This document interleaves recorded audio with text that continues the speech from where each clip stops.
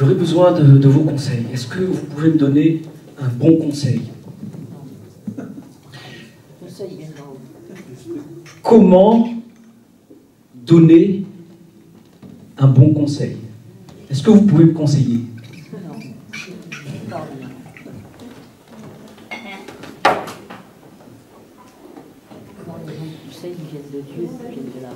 Quelqu'un peut me conseiller? Oui. Un conseil avisé dépend d'une pensée sage. Vous êtes d'accord avec ça?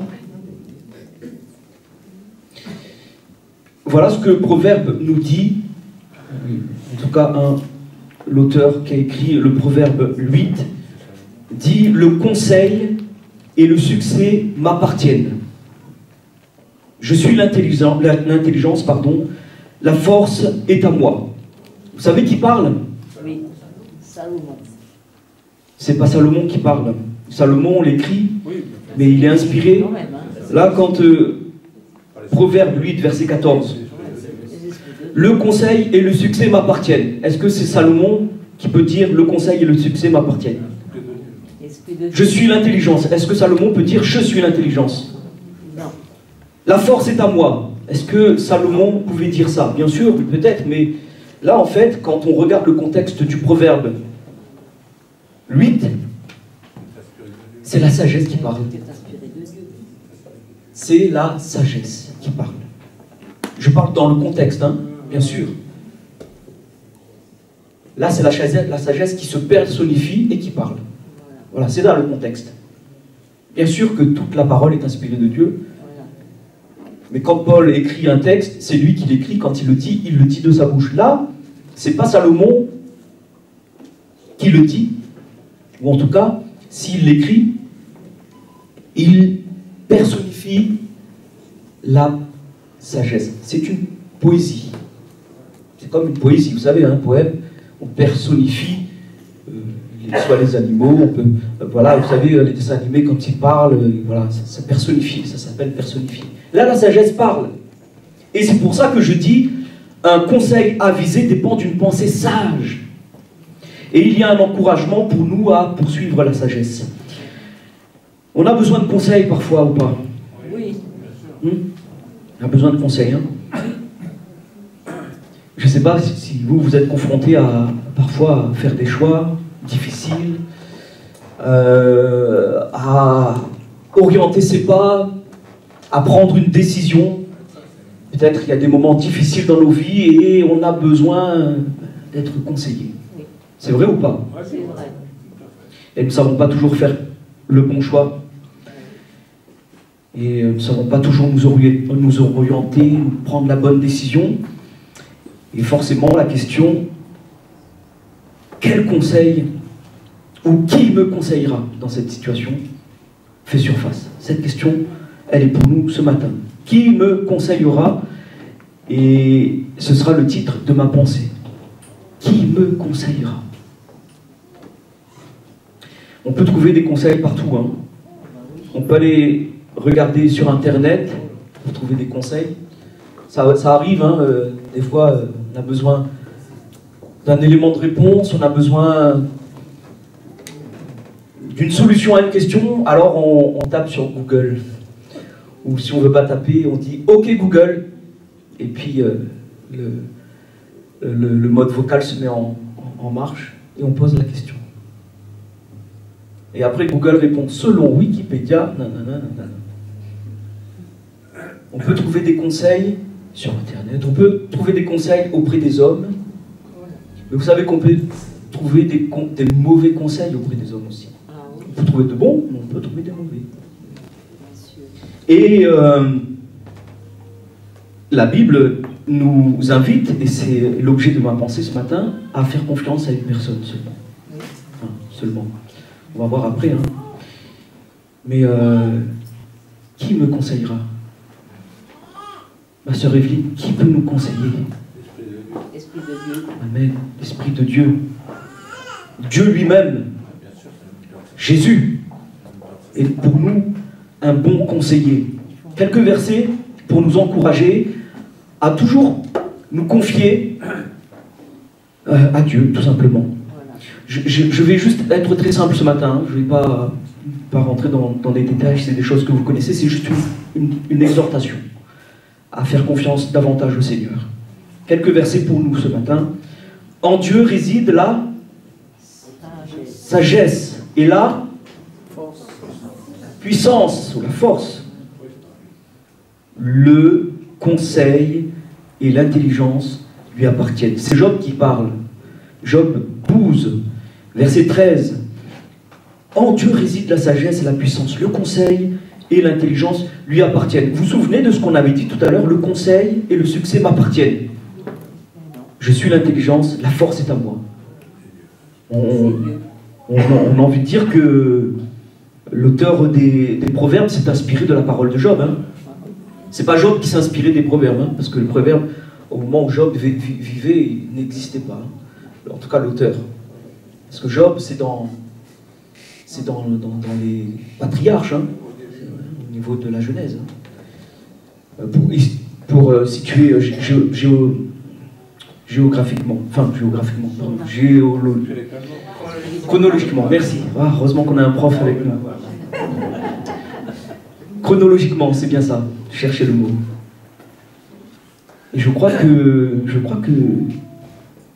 l'auteur des proverbes s'est inspiré de Job, hein, si on peut dire. Hein. En Dieu réside la sagesse et la puissance. Et l'auteur des proverbes dit, le conseil et le succès m'appartiennent.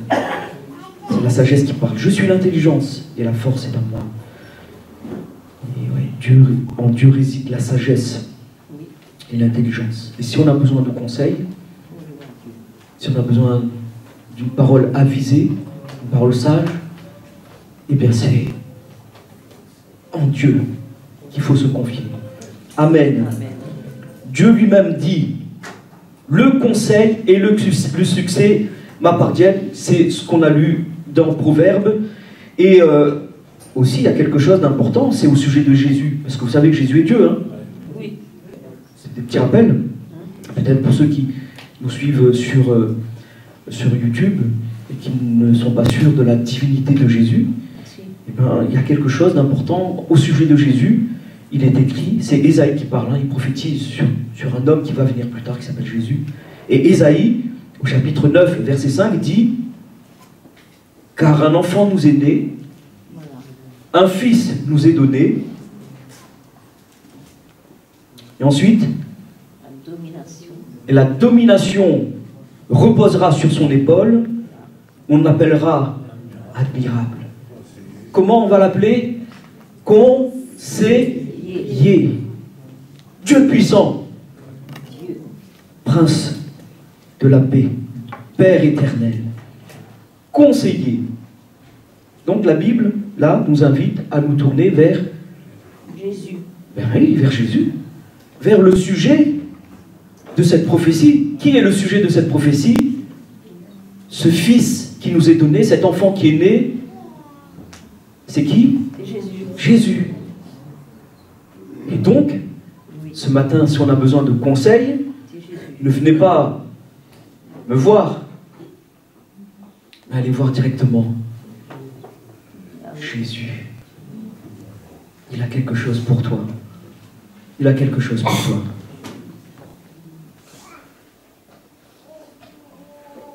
La Bible parle d'hommes et de femmes qui n'ont pas suivi de bons conseils.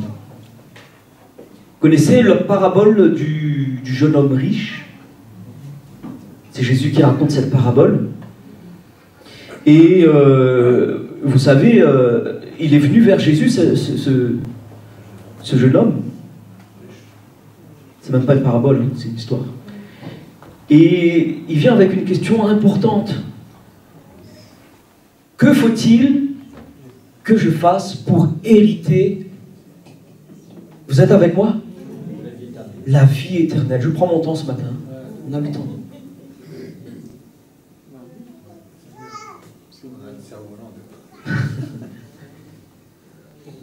Ce jeune homme, il avait besoin d'un conseil, et d'un conseil vital.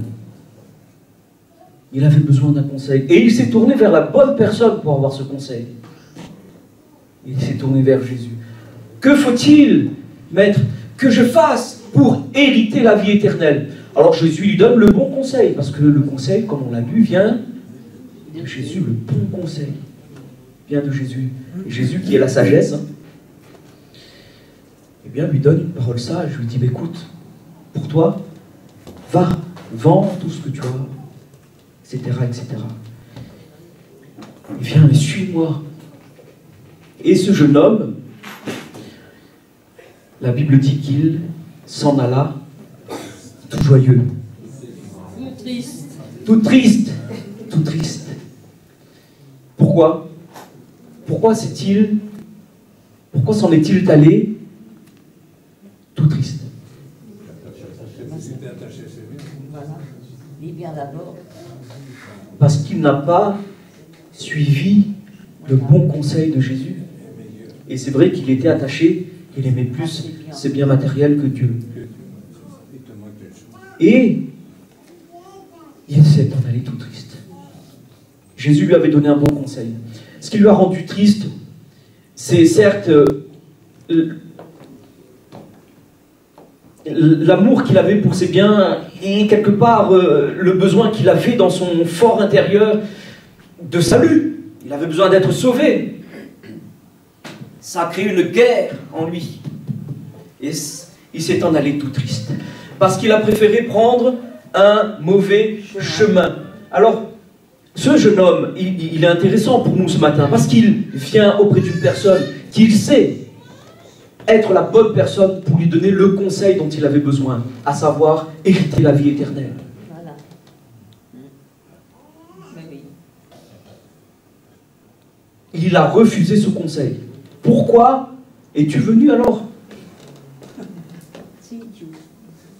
Ça ne nous arrive pas, ça? Moi aussi. Oui. Moi, ça m'arrive. Hein. Aussi. Seigneur, je te prie de me montrer la voie, montre-moi le chemin. Donne-moi un conseil. Donne-moi une parole, Seigneur. Voilà, voilà. Une parole Réma. Vous savez la parole Réma? Non. Une parole Logos, la Bible, c'est la parole de Dieu. Et vous savez, quand on lit la parole de Dieu, par exemple, tous les matins, je lis la parole de Dieu, je lis le Logos. Et puis, dans ma lecture, il y a un mot ou un verset qui me saisit. C'est le Réma. C'est la parole de Dieu qui est pour toi. Dans cette situation-là, dans ce contexte-là, c'est la parole de Dieu pour toi. La parole Réma. La parole de vie. Seigneur, montre-moi la voie, donne-moi une parole Réma. Et c'est une révélation, si vous voulez. Hein. Et une révélation non... Quand je précise le terme révélation parce que parfois, quand on pense révélation, ah, j'ai eu une révélation, il y a quelque chose de nouveau. Non, toute la révélation, elle est là. Et lorsque Dieu nous révèle sa parole, c'est par sa parole. C'est pas un autre truc qu'il va inventer. Hein. Mais il est clair, notre pensée, il est clair.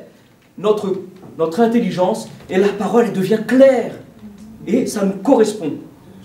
Alors Seigneur, parle-moi. Et Dieu nous donne une parole, il saisit notre cœur là, ça saisit. Et puis, comme on est attaché quand même à cette solution, elle est bonne, elle est vraie, je sais que c'est la bonne solution, mais j'aime mon autre solution. Ça nous arrive. Oui. Et donc, on s'en va, tout triste. Suivre de mauvais conseils, en tout cas, refuser le conseil de Jésus, nous rend tristes. Vous êtes d'accord avec ça? Mais oui. Bien sûr. On va y revenir à ce jeune homme dans un instant. Et prenons l'exemple d'un autre personnage. C'est un roi de Juda. Et ce roi, c'est le petit-fils de Josaphat. Vous connaissez Josaphat? Josaphat, la Bible donne un bon témoignage de lui. Peut-être qu'il y a quelques lignes qui, à la fin, finalement, mitigent un peu la fin de sa vie, parce qu'à un moment donné, il a suivi les rois d'Israël. Akab, vous connaissez Akab, hein? Voilà, il a suivi un peu les conseils d'Akab. Il s'est associé, en fait. Donc, mais, bon, Josaphat, la Bible donne quand même un bon témoignage de lui. Et Akazia, qui est le petit-fils de Josaphat, eh ben, lui aussi est un exemple pour nous à ne pas suivre. Est-ce que vous voulez qu'on lise un peu son histoire? Alors, pas toute son histoire, mais une partie en tout cas, qui nous est exposée dans 2 Chroniques, chapitre 22. Et la lecture que nous ferons sera du verset 1 jusqu'au verset 9. Les habitants de Jérusalem firent régner à sa place Akazia, son plus jeune fils. Car la troupe venue au camp avec les Arabes avait tué tous les plus âgés. Il restait donc Akazia. Ainsi régna Akazia, fils de Joram, roi de Juda. Et Joram était le fils de Josaphat. Akazia avait 42 ans lorsqu'il devint roi, et il régna 1 an à Jérusalem. Sa mère s'appelait Athalie, fille d'Omri. Il marcha dans la voie de la maison d'Akab, le roi d'Israël. Il a préféré, lui, roi de Juda, il s'associait au roi d'Israël, Akab. Car sa mère lui donnait des conseils impies. Des conseils impies. Qu'est-ce que ça veut dire?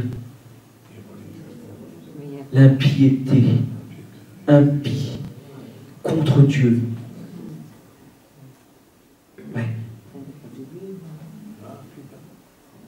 Et la Bible nous dit, au verset 4, quelque part, qu'il suivit ses conseils. Il fit ce qui est mal aux yeux de l'Éternel, comme la maison d'Akab, où il eut, après la mort de son père, des conseillers pour sa perte. Conseil de sa maman, conseil impie. Conseil autour du roi, des mauvais conseillers. Pour sa perte. Entraîné par leurs conseils, il alla avec Joram, fils d'Akab, roi d'Israël, à la guerre contre Hazaël, roi de Syrie, à Ramoth en Galaad. Et les Syriens blessèrent Joram. Joram s'en retourna pour se faire guérir à Jezreel des blessures que les Syriens lui avaient faites à Rama, lorsqu'il se battait contre Hazaël, roi de Syrie. Azaria, fils de Joram, roi de Juda, descendit pour voir Joram, fils d'Akab, à Jezreel, parce qu'il était malade. Par la volonté de Dieu, ce fut pour sa ruine qu'Akazia se rendit auprès de Joram. Lorsqu'il fut arrivé, il sortit avec Joram pour aller au-devant de Jéhu, fils de Nimshi. Il y a beaucoup de prénoms, hein, que l'Éternel avait oint pour exterminer la maison d'Akaz. Et comme Jéhu faisait justice de la maison d'Akab, il trouva les chefs de Juda et les fils des frères d'Akazia, qui étaient au service d'Akazia, et il les tua. Il chercha Akazia, et on le saisit dans Samarie. Samarie, c'est Israël, où il s'était caché. On l'amena auprès de Jéhu, et on le fit mourir. Puis ils l'enterrèrent, car il disait, c'est le fils de Josaphat, qui cherchait l'Éternel de tout son cœur. Et il ne resta personne de la maison d'Akazia qui fut en état de régner.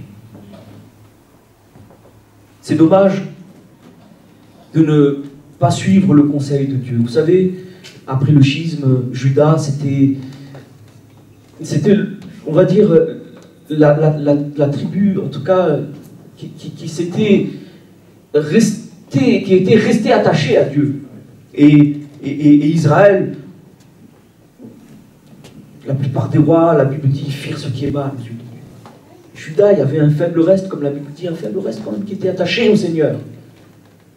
Mais, voilà que le roi, qui devait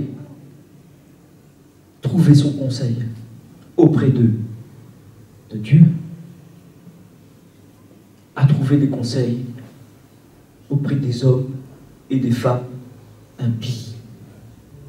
Parce qu'on va y revenir dans un instant, on peut trouver des conseils auprès des hommes et des femmes de Dieu. Mais là, lui qui était le représentant de Dieu, lui qui devait consulter l'Éternel et transmettre la pensée de Dieu, en tout cas diriger le peuple selon la loi, les lois de Dieu, voilà qu'il se détourne de Dieu pour s'associer aux idoles. Akab était un idolâtre. Hein.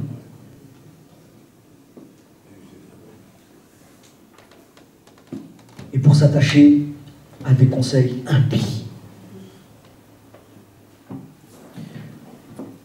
Roi qu'il était, tout roi qu'il était, il avait besoin de conseils. Parce que pour diriger un pays, il faut le faire. Hein. On a besoin de conseillers. Nos présidents, dans ce monde, il y a plusieurs présidents, il y a des rois aussi,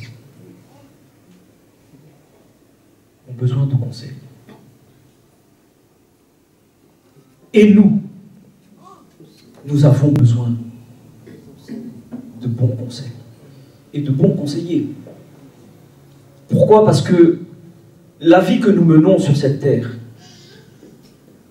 nous impose des choix à faire, à prendre.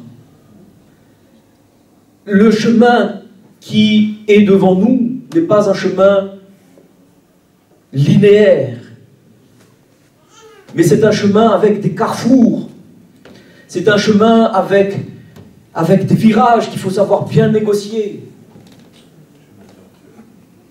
Qui c'est qui conduit ici? Qui a le permis? Avant de prendre la voiture, on a eu besoin d'un conseiller. On appelle ça le moniteur d'auto-école. Hein. C'est lui qui nous a conseillés. Il nous a conseillés selon des règles, selon des normes. Il nous a conseillés selon ce qu'on appelle le code de la route. Et il a dit, écoute, le mieux, c'est de prendre le volant comme ça ou comme ça. Pas comme ça, pas comme ça, pas comme ça. Pas comme ça.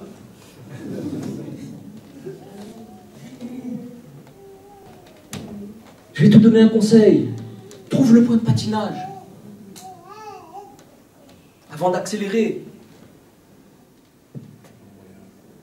Oui, c'est au niveau de l'embrayage. C'est des exemples hein, que je donne. Hein.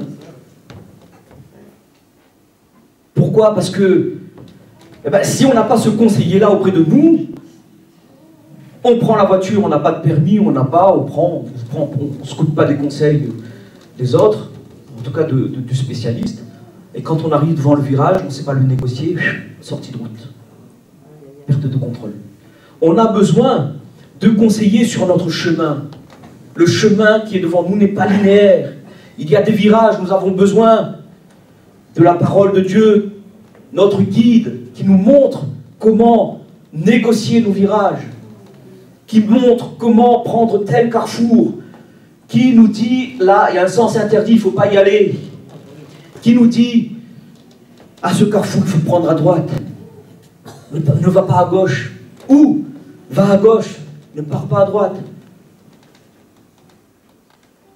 Et on a besoin de conseils, parce que notre vie est jonchée de décisions à prendre, d'embûches. Et la vie chrétienne n'est pas une vie linéaire. Notre vie, ta vie mon frère, ta vie ma sœur, tu le sais mieux que moi-même, elle n'est pas si linéaire que ça. Ah non. Et dans les tempêtes, on a tous chanté tout à l'heure, ne crains pas la tempête. Dans les tempêtes, on a besoin de conseillers. Dans une décision, une orientation professionnelle, on a besoin du conseil. Dans un achat immobilier, ou peu importe quel achat, on a besoin de conseillers. Et la pensée, le but en tout cas de ma pensée, c'est que nous puissions consulter le roi des conseillers. On l'appellera conseiller. Le grand conseiller avec un C majuscule, c'est lui. Avant toute chose. Avant de courir vers mon voisin, vers mon frère, ma soeur, qui peut être de bons conseils, avant tout, cours vers celui qui a la solution et qui va te le révéler si tu lui fais confiance. Amen. Amen. Ça va être trop long, mais je vous invite à lire l'exemple de Josaphat. Vous savez, Josaphat, j'ai dit tout à l'heure, c'est l'arrière-grand-père d'Akazia. Akazia, c'est le petit-fils. Donc, je vous invite à lire 2 Chroniques, chapitre 20, du verset 1er à 30. Merci de le noter et d'en faire une lecture personnelle. Parce que Josaphat était un homme qui avait suivi, lui, de bons conseils. Jusqu'à un moment de sa vie. Mais bon, voilà. Prenons la première partie qui est bonne.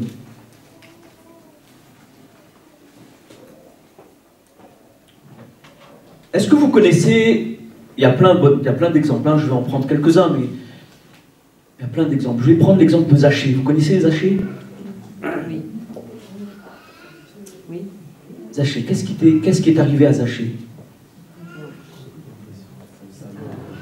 Les impôts. Il n'était pas un peu comme ce jeune homme riche, lui? Ah oui. Et lui, il est venu vers Jésus. Il a fait la même démarche que le jeune homme riche. Sauf que Zachée, c'était pas un jeune homme, hein. C'était un homme bien... qui avait un bon âge. Un âge de respect, comme on dit, hein.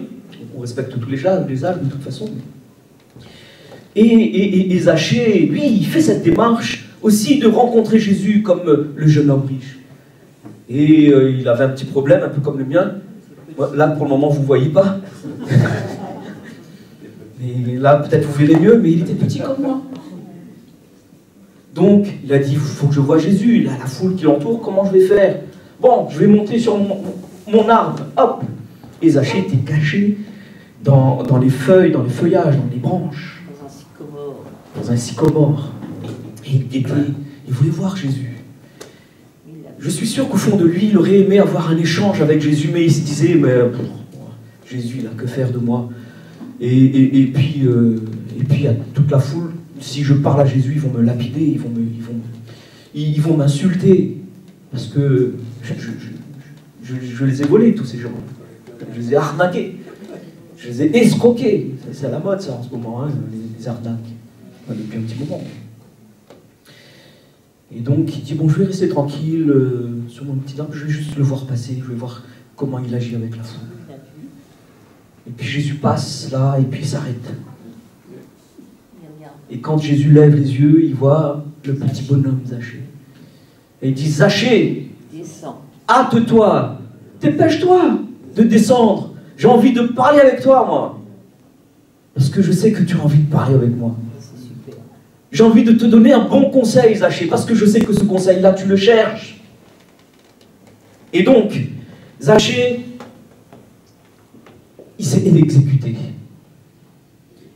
Et la Bible nous dit que Zachée, il est devenu heureux. On va voir dans un instant.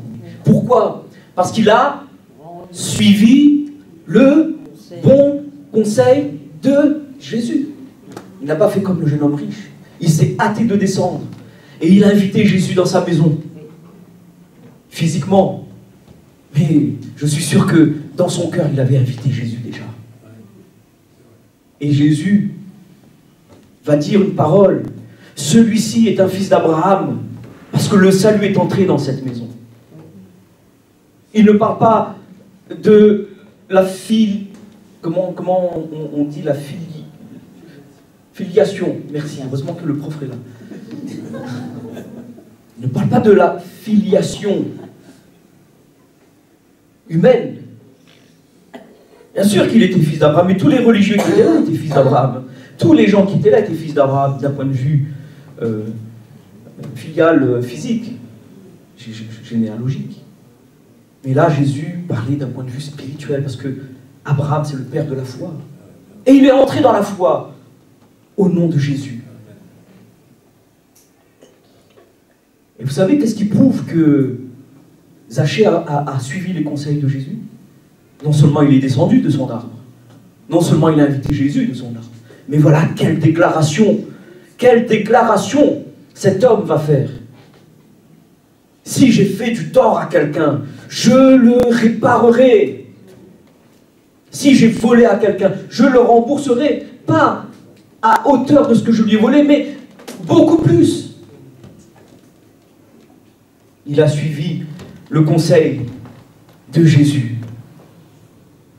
Et Jésus le récompense publiquement en disant: celui-ci est un fils d'Abraham. Il est entré dans le salut. Quelle joie d'entrer dans le salut et de suivre le conseil de Jésus. Peut-être que je fais une parenthèse. Quelqu'un n'est pas entré dans le salut. Jésus te donne un conseil ce matin. Le bon conseil de Jésus, c'est: donne-lui ta vie. Fais comme Zachée. Repens-toi de tes péchés. Demande à Jésus pardon pour tes péchés. Et tu auras la vie éternelle. Le salut de ton âme. Quel beau conseil de Jésus. Quel beau conseil. Et c'est un conseil vital. Et c'est un conseil qui, même si la mort nous touche, eh ben, ce conseil-là nous suivra dans le ciel. Ah oui. Quand on suit les paroles de vie de Jésus, on retrouve cette parole qui nous préserve de la mort éternelle. Vous connaissez le Gadarénien, un deuxième exemple, qui a suivi un bon conseil de Jésus. Lui, Jésus le délivre de plusieurs démons. Parce que Jésus vient auprès de lui et commence à gripper un peu Jésus. Qu'est-ce que tu veux? Qu'est-ce qu'il y a entre toi et moi? Jésus lui dit: quel est ton nom? Légion, parce que nous sommes plusieurs. Et Jésus va chasser les démons.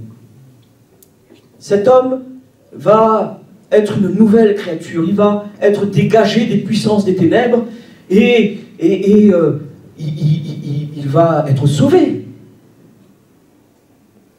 Dégagé. La Bible dit vêtu et dans son bon sens, parce qu'il était dénudé et c'était un fou, hein, violent. Il prenait les chaînes, hein, il les rompait, il les cassait. Personne ne pouvait le dompter, comme on disait. Oui, il y avait une puissance du diable derrière. Et Jésus vient, le délivre.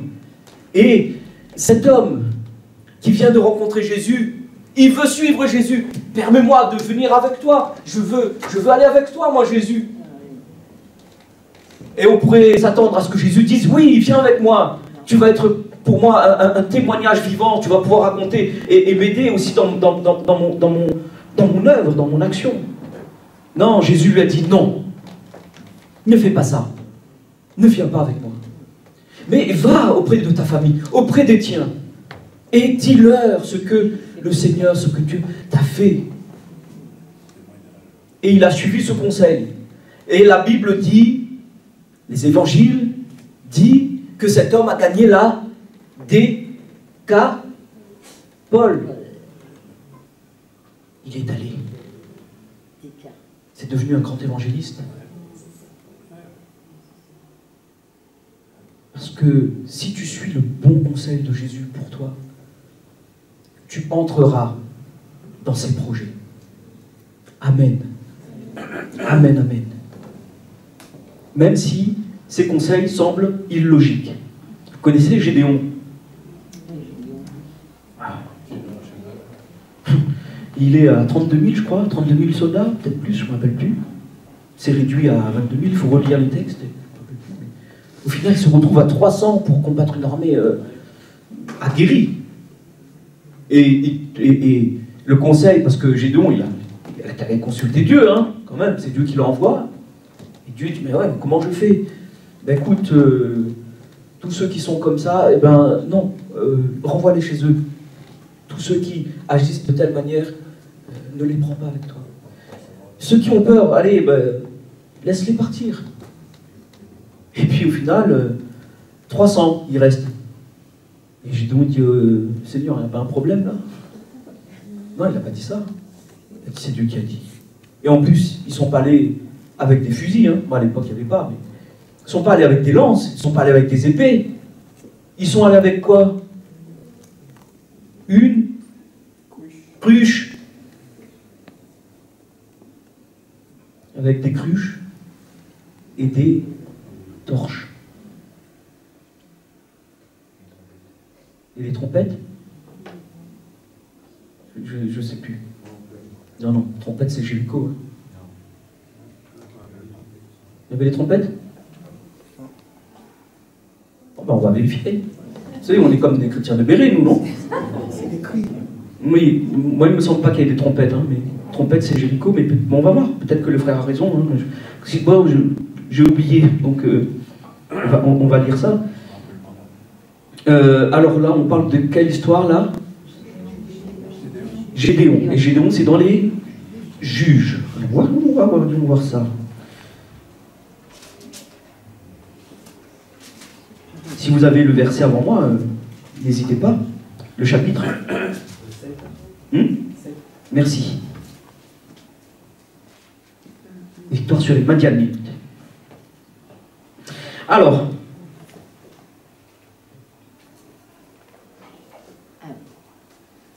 le frère a raison, hein? Voilà, c'est pour ça qu'il faut vérifier. Merci mon frère. Alors au verset 16, il divisa en 3 corps les 300 hommes. Il leur mit à tous des trompettes. Merci mon frère. Bonne culture biblique. C'est une leçon pour moi. Et voilà, quand c'est bien de vérifier. Et des cruches vides. J'espère qu'il n'y a pas de cruches parmi nous. Je sais qu'il n'y en a pas. Je plaisante. Hein, et avec des flambeaux dans les cruches. Merci mon frère. Encore. Et donc, est-ce qu'on va au combat avec des instruments de musique, enfin en tout cas la trompette? Est-ce qu'on va au combat avec des cruches? Pourtant, c'était le conseil que Dieu avait donné à Gédéon. C'est illogique. Et si Dieu te donne une parole qui te semble complètement à côté de la plaque, obéis-le. Parce que Dieu, c'est le Dieu qui dépasse l'entendement, le raisonnement humain. Nous, on a notre logique humaine. Dieu est au-delà de ça.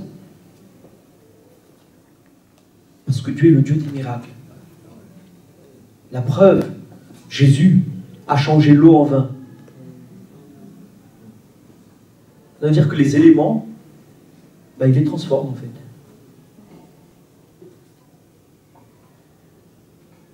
Et ce qui paraît logique pour nous,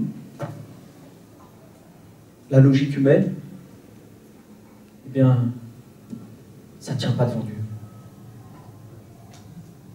Et le conseil que Dieu nous donne dans une situation qui semble complètement... Et nous, on veut raisonner Dieu. Job a dit, Dieu parle à Job, mais c'est toi qui vas me donner des conseils.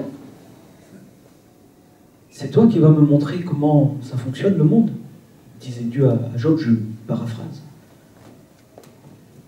Qui sommes-nous devant Dieu? Qui sommes-nous? Qui sommes-nous? Je vous avais dit que j'allais revenir sur ce jeune homme riche.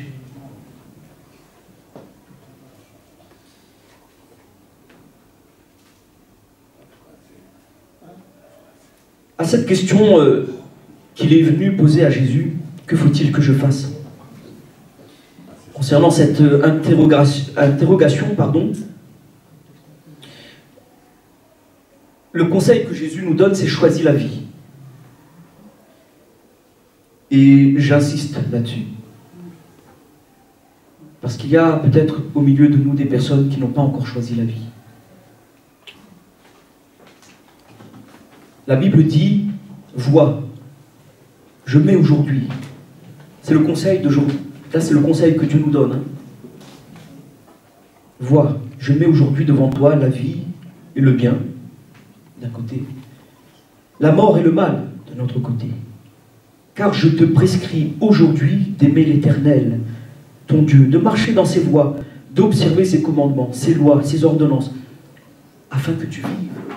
Parce que le conseil, les paroles que Dieu nous donne, les conseils qui nous viennent de sa parole, ce n'est certainement pas pour notre mort. Parce que Jésus nous aime tellement que lui-même a pris la place du mort. Afin que tu vives et que tu multiplies et que l'Éternel, ton Dieu, te bénisse dans le pays. Les conseils qui nous viennent de la parole de Dieu, on peut rejeter, hein, mais à nos dépens, à nos malheurs.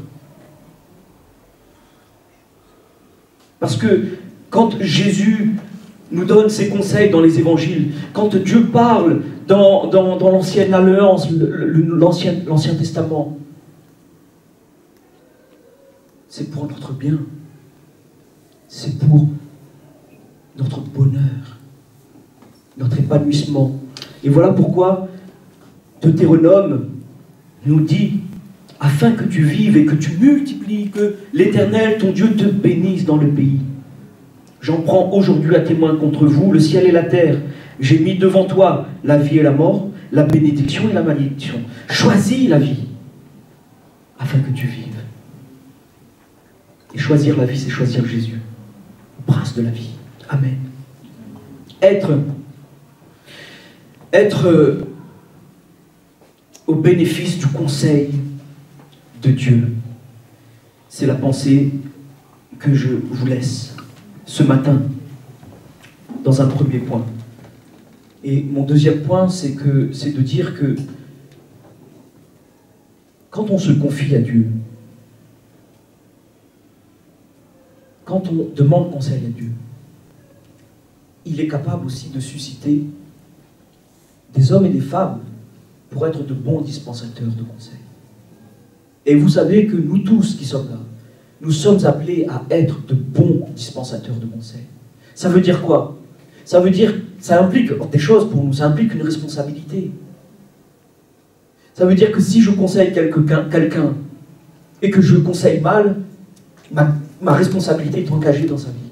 Si la personne fait un mauvais choix parce que je lui ai mal conseillé, j'en suis aussi responsable. Bien sûr, la personne est responsable de juger le conseil. Pas juger la personne, hein, mais quand on dit juger, c'est-à-dire de vérifier. Chacun est responsable, mais nous sommes des enfants de Dieu, n'est-ce pas? Donc nous sommes appelés à être des bons conseillers. Maintenant, je relativise un peu. Quand Dieu fait de nous des conseillers, parce que nous sommes témoins de sa parole, et nous devons faire du bien aux autres, apporter peut-être un conseil que Dieu aurait mis dans notre cœur. Mais, attention, ne nous disons pas, parce que j'ai conseillé, j'ai bien conseillé là dans telle situation, que tout de suite ça fait de nous, on va rentrer dans la vie des gens pour leur dire, etc., etc. Vous comprenez ça? Être un bon conseiller, c'est ne pas rentrer dans la vie des gens. On va parler un peu de tout ça. Déjà, est-ce que vous êtes d'accord avec ça? C'est que là où tu es un conseiller. Je rappelle, la parole de Dieu et la volonté de Dieu, c'est que nous ne soyons pas la queue, mais la tête. Dieu veut que nous puissions être des bons dispensateurs de sa parole, de ses conseils.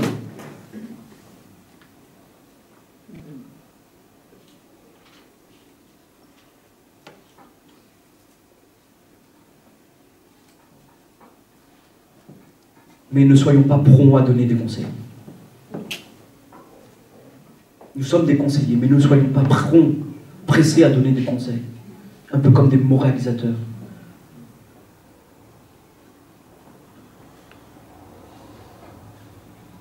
Si Dieu ne nous y amène pas, si Dieu ne nous donne pas une parole, n'allons pas.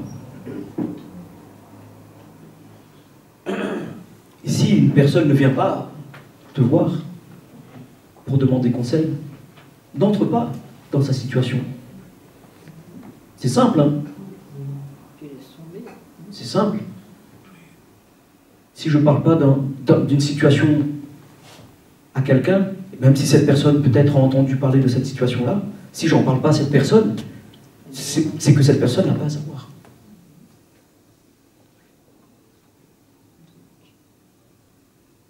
Parce que, bien que nous tous ici, nous sommes appelés à être de bons conseillers, ça ne fait pas de nous des personnes qui doivent s'immiscer, entrer dans la vie des uns et des autres pour donner des conseils.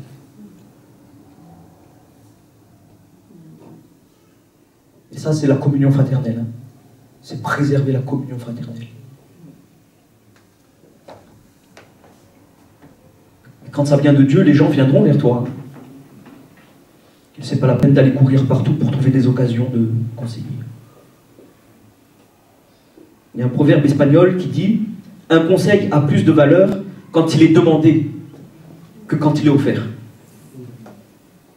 Un homme qui s'appelle Oscar Wilde a dit « Ne donnez jamais, avant qu'on vous le demande, ni conseil, ni le sel. »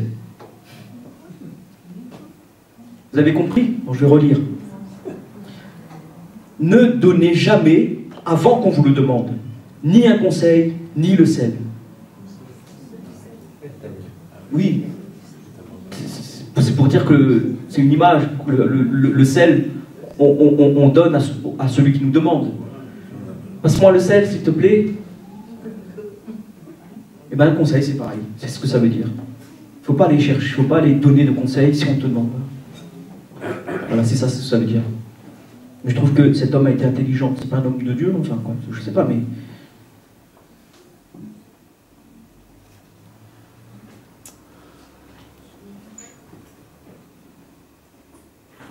Il y a des hommes qui ont été de bons conseillers.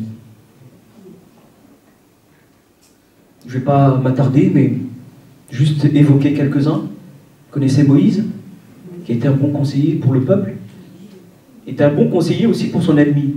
Enfin, son ennemi, son adversaire, Pharaon. Il lui a conseillé, hein, il dit, écoute, moi je viens de la part de Dieu, hein, je te donne le conseil qui vient de Dieu. Ça ne vient pas de moi, hein. Laisse aller le peuple. C'est le peuple de Dieu, laisse-le aller. C'est un bon conseil que je te donne. Maintenant, Pharaon, c'est qui Dieu? C'est moi Dieu. Eh ben, hop, il a mangé les 10 plaies d'Égypte, hein, avec la mort de son premier-né, pour finir. Il n'a pas suivi. Pourtant, Moïse, qui était un homme de Dieu, a donné un bon conseil. Et il a été dispensateur aussi de bons conseils pour le peuple, mais il a été aussi un bon dispensateur pour Josué. Vous connaissez? Parlons de Paul. Paul, il nous a laissé des conseils alors incroyables, inspirés de la part de Dieu, etc., etc. Concrètement, et je vais terminer par là, concrètement, comment être de bons conseillers? En introduction, je vous ai demandé, est-ce que vous pouvez me donner un conseil? Comment être un bon conseiller? eh bien, tout conseil nous vient de la parole de Dieu. Tout conseil nous vient de Dieu. Et si quelqu'un vient nous voir parce qu'il a estimé que nous sommes la personne et qu'on donne un conseil, ne soyons pas non plus pressés à donner un conseil, mais ça je vais y venir dans un instant. Comment être de bons conseillers? Être imprégné de la parole de Dieu, de la pensée de la parole de Dieu. Être inspiré par le Saint-Esprit. Voilà pourquoi, mes frères, mes sœurs, je nous encourage à rechercher les dons spirituels. Parce que par les dons spirituels, on donne une parole de sagesse, on donne une parole de foi, une parole de guérison, une parole de connaissance. Conseil de Dieu. Recherchons,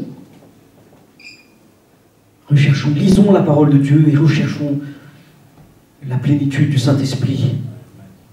En poursuivant la sagesse, et encore une fois, ça revient à la parole de Dieu, lisons les proverbes, parce que les proverbes sont pleins d'enseignements sur la sagesse. Lisons l'histoire de Jésus, parce que Jésus nous montre comment il a été sage dans ses actions, dans ses paroles, dans ses propos. Surtout, ne pas se précipiter à parler. La Bible dit qu'il vaut mieux être prompt à écouter et lent à parler. C'est Jacques qui le dit, hein, Jacques, chapitre 1er, versets 19 à 25. Ne pas se précipiter. Et même si quelqu'un vient nous voir demain, vient te voir, mon frère, ma soeur, qui te demande un conseil, si tu as une parole inspirée de Dieu, donne-lui. Mais si pour toi c'est flou, tu ne comprends pas, ne te presse pas à donner le conseil. Hein.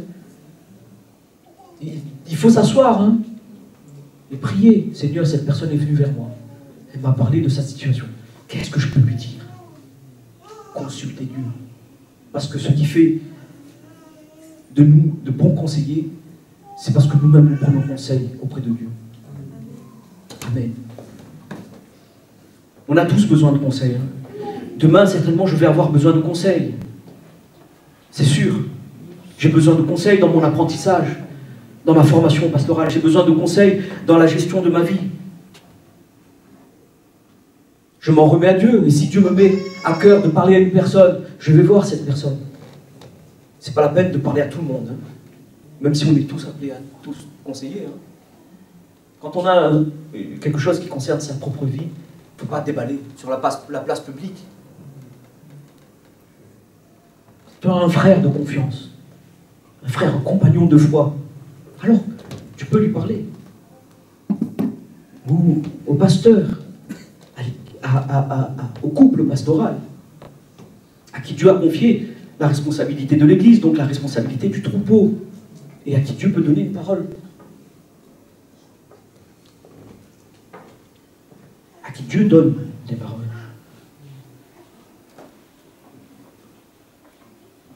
Et le fait de donner des conseils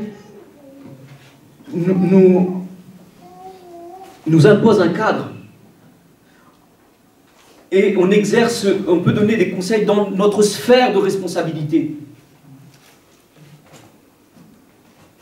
Moi, je ne vais pas aller voir le pasteur pour lui donner un conseil. Hein. Je veux dire, pasteur, je te conseille comme ça pour l'église. Hein. Mais moi, qui je suis? Dans notre sphère de responsabilité, là où on est légitime. Où sommes-nous légitimes? Dans notre famille. Parents, soyez de bons conseillers pour les enfants.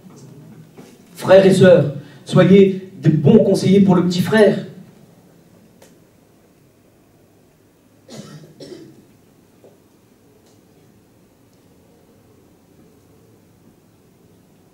Là où on est légitime.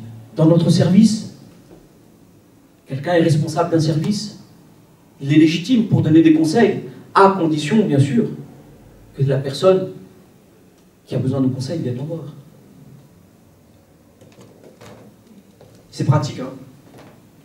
C'est la communion fraternelle, en fait. C'est pour éviter aussi des tensions. Hein. C'est la Bible qui parle. Hein. Donc ça revient à dire ne pas se mêler des affaires des autres, là où on n'est pas légitime, parce que c'est une forme d'orgueil, et tout à l'heure je disais que la Bible en parle, c'est 1 Thessaloniciens chapitre 4. Est-ce qu'on peut l'afficher? 1 Thessaloniciens chapitre 4, versets 11 à 14.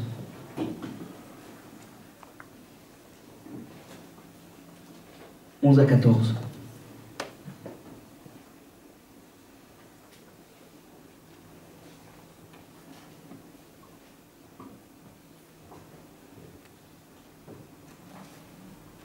Peut-être qu'on peut prendre en partie le verset d'avant, parce que la phrase est coupée. Voilà. Pour ce qui est de l'amour fraternel, vous n'avez pas besoin qu'on vous en écrive, car vous avez vous-même appris de Dieu à vous aimer les uns les autres. Et c'est aussi ce que vous faites envers tous les frères dans la Macédoine entière.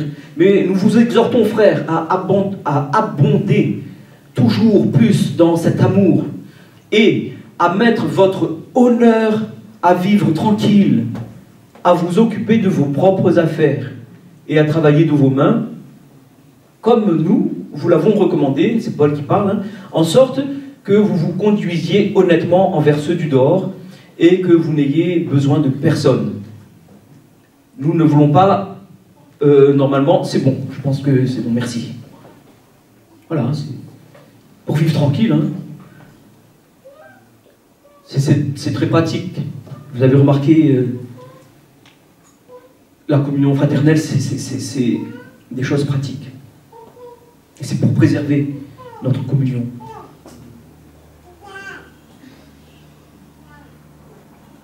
Et puis, si nous sommes appelés à conseiller, ben, demandons à Dieu. Conseil. Parce que c'est lui qu'il faut consulter avant tout, comme j'ai dit dans ma première partie. Philippiens 4. On le connaît, ce texte. Paul parle de la réjouissance. Mais il donne un conseil aussi. Philippiens 4. 4.4. Réjouissez-vous toujours dans le Seigneur. Et je le répète, réjouissez-vous. Merci de continuer, s'il vous plaît. Que votre douceur soit connue des hommes. Le Seigneur est proche. Le verset qui m'intéresse, c'est faites connaître. Ne vous inquiétez de rien, voilà. Mais en toute chose, faites connaître vos besoins à Dieu par des prières, des supplications, avec des actions de grâce. Donc, si nous avons besoin de conseils, approchons-nous de Dieu. Si Dieu nous amène, nous, à conseiller quelqu'un, eh bien, qu'on puisse, nous, prendre du temps dans la prière et dire, Seigneur, qu'est-ce que tu veux que je dise à cette personne? Amen. Attendre la réponse de Dieu. Ne pas être pressé, hein, ne pas être pressé. Ne pas être pressé, ça veut dire ne pas être sous pression. Parce que des fois, quand on n'a pas la réponse, là, ça boue. Parce qu'on est dans cette société du jetable. Consommation, il faut tout de suite. Mais Dieu, il nous apprend pas ça. Il dit, tu veux? Bah attends. Attends. Attendre la réponse de Dieu. Il est bon d'attendre le secours de l'Éternel, comment? En murmure. Dans le silence. Merci. Faire preuve d'humilité, parce que quand on a l'occasion de donner un conseil, si Dieu nous permet, ça ne fait pas de nous des gens supérieurs. Et ça ne fait pas de nous des conseillers à tout va. Savoir bien s'orienter. Si j'ai besoin du pain, je ne vais pas aller voir le boucher. Si il y a des hommes qui sont spécialistes dans leur branche, s'il y a quelqu'un a besoin d'un psychologue, il ne va pas voir le chirurgien pour lui couper une jambe.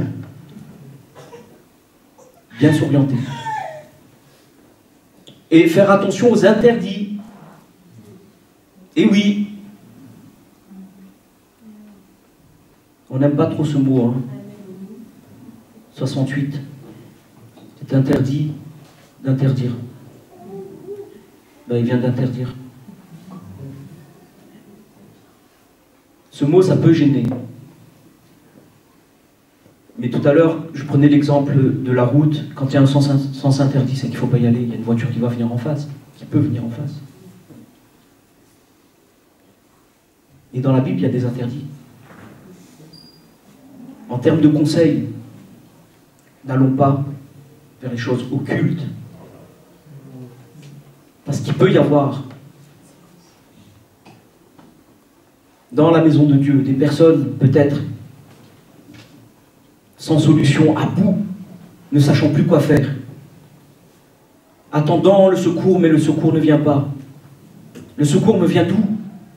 De l'Éternel qui a fait les cieux et la terre. Mais parfois on n'arrive pas à attendre, c'est trop long, et parfois ça peut être long. Je pense que ça a été long pour le peuple d'Israël, 40 ans. Ça a été long lorsqu'ils étaient en Égypte, 400 ans, je arrondis.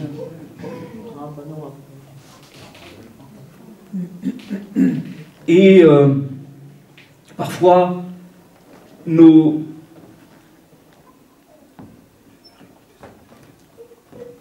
fait qu'on soit au bout du rouleau, qu'on ne sache plus quoi faire, on va trouver des solutions occultes. L'astrologie, le marabout, la sorcellerie, quoi.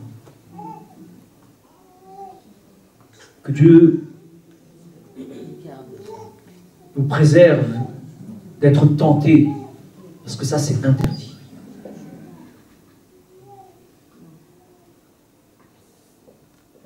C'est interdit. Et dans ce monde, l'occultisme est subtil. Ça se cache dans des choses mignonnes.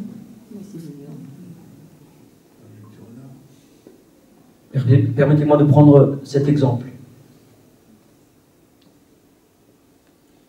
Il y a des thérapies là, par le son. Vous savez, ça ouvre des portes spirituelles. Boum, ça résonne.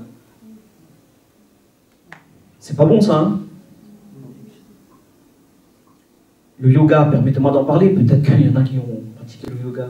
Sachez-le, ce sont des positions occultes. Vous savez, il y a des positions qui ouvrent des portes spirituelles. Il y a des musiques, il y a des sons qui ouvrent des portes spirituelles. À La Réunion, il y a certaines religions qui font du bruit. Ils marchent dans les rues, ça fait du bruit, ça résonne, et puis ça fait rentrer les gens dans une transe, en fait. Parce qu'il y a des sons qui ouvrent des portes spirituelles. Il y a des lectures qui ouvrent des portes spirituelles. Il y a des attitudes, il y a des activités qui ouvrent des portes spirituelles occultes. Et c'est pas parce que je suis tendu, j'ai mal aux épaules, j'ai mal au dos, Seigneur guéris-moi, ça vient pas, ben je vais aller faire un peu de yoga. Parce qu'on peut être tenté. Voilà, ils ont l'air bien, ils ont l'air souples, ils ont l'air détendus. Comme ça.